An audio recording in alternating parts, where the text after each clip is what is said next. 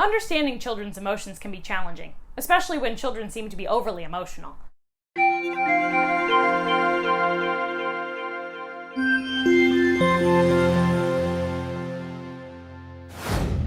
Hello, I'm Samantha from Learning Success. This video is part of a series to help you, the parent, understand your child's emotions, so you can better help your child manage and express these emotions in positive ways. In this series, you'll get help from a variety of experts in the area of childhood emotions. Learning Success is sponsoring this series because we want to help. In today's video, we have Dr. Tracy Evans. Dr. Tracy Evans, scientific writer for Fitness Savvy and medical researcher with a PhD in neuroscience, MSc in molecular neuroscience, and BSc in biomedical sciences. Dr. Evans is passionate about health and mental well-being and has spent several years working as a fitness manager and personal trainer. Let's see what Dr. Tracy has to say about helping children manage emotions. Hello, so I'm Dr. Tracy Evans. I have a doctorate in neuroscience, and I would like to talk in my own personal experience how you can help an overly emotional child. So how do we actually define an emotional child? Well, of course, this is really quite subjective, and it should be handled with care, as the mentality in adults is that of a stiff upper lip. It is suggesting that we shouldn't experience these emotions, and it can be very problematic in adult mental health. So, for this reason, compassion, patience and understanding are essential and should be provided to any child from a very young age. What an adult will consider as being oversensitive is coming from a place of an adult's developed mind. It's not coming from the place of a child that neurodevelopmentally is still developing and is really quite fearful of the world and different situations that may be going on within the world. They find it hard to understand. So I have a teenage daughter. I would say that she's a very sensitive child.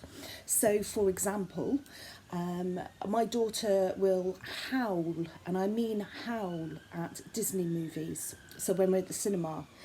And that can be quite distressing for other people around us. Now, how do we manage that, or how have we managed that in situ, so to speak? Well, usually we will cuddle her, hold her. We try not to talk too much about it at the time, but we will reassure her that everything's okay. What the key for us, what's worked for us as parents, is to be able to talk to them about it after. You know, you can reflect, you read a book, you might want to talk about it. You watch a film, you might want to talk about it. So it's times like then when you can actually approach the child, validate their feelings, allow them to get out there how they were feeling. You know, what was it that was so distressing and made you cry? What made it better? How was the problem resolved? Were you happy with the outcome? And of course, you can also ask the child, what would you have done differently? If you were writing that story or you were putting that film together, what may you have done differently? It's okay to rewrite a story. It's completely okay. I mean, after all, they're subjective, and that is the key. So how they are interpreted is very much coming from a personal perspective. I think what we have to remember is a child is trying to come to terms with many things that are going on in the world around them. And there may be triggers. I mean, as adults we can have triggers, but there may be something specifically that they see that will then amplify the feeling that they're experiencing. For example, when I'm talking about the Disney film. And of course, as a parent, it's really difficult for us to understand the place that this is coming from. So again, I come back to allowing there to be a discussion, allowing the child to reform it in a more pleasing way if that is necessary. So another situation we had is watching a charity video, and it was to do with lack of water in Africa. And my daughter was uncontrolled. uncontrollably crying, and she really found it incredibly distressing. Now, of course, here in the UK, this is something that she will not have experienced. So the idea that she would not be able to have access to water so freely was incredibly distressing for her, seeing images of children having to walk long distance.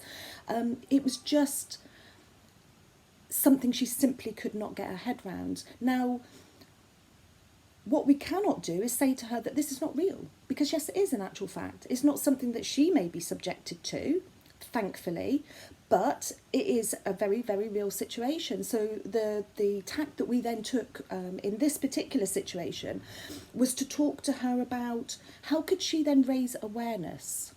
What can she do to highlight the plight of these children and in her own way feel like she's contributing, even coming down to talking to her friends about it, arranging a bake sale, something as simple as that, so that actually what she's doing is expressing herself in her own way, in a positive way, and while she will never fully understand the implications and the severity of it, she really did feel it. And that should not be undermined, that should not be dismissed, it should be enhanced, because this is the real world. I think we need to be really, really cautious that we don't give a false sense of illusion. Is that the right word? That we don't, tell the children that, no, that's not going to happen to you, because we never know. So we have to be very real, but we have to be very balanced at the same time. I think I'd like to kind of finish up. I can only talk from personal experience, but one thing I would like to touch on is the neurodevelopment of the child's brain will be shaped based on life experiences and environmental cues. Now, you may have an emotional child that is going to develop and continue to be emotional as an adult. Perfectly okay. That's perfectly okay.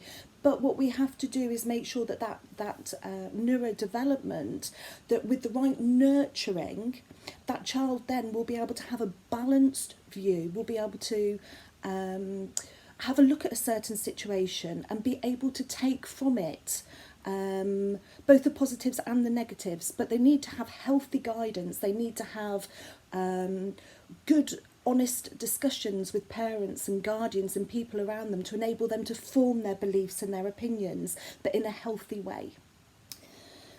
Thank you for listening. Thank you, Dr. Tracy. The neurodevelopment of the child's brain will be shaped by external life and experience. Powerful line, Dr. Tracy. If you enjoyed this video, please make sure to share it on social media. Use the hashtag #BetterEmotions. And remember, you've got this. The fact that you are here watching this video means you're an amazing parent. And that's a wonderful thing to be.